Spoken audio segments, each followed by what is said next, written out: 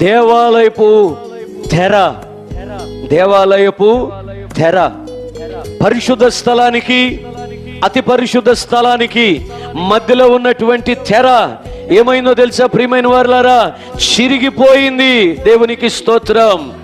ఇంకొక మాటలో చెప్పాలంటే తొలగిపోయింది. ఇప్పుడు మనము ముసుగులేని ముఖములతో ఆయన యొద్దకు ఎలా వెళ్తున్నామట?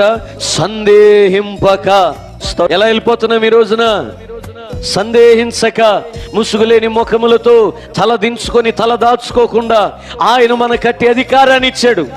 ఆ అధికారం దేన్ని బట్టి కలిగింది అనంటే ఆయన రక్తము ద్వారా మనము అతి పరిశుద్ధ స్థలములోనికి అనక దేవునికి అత్యంత సమీపస్థులం అవడానికి దేవుడు కృప చూపించాడు.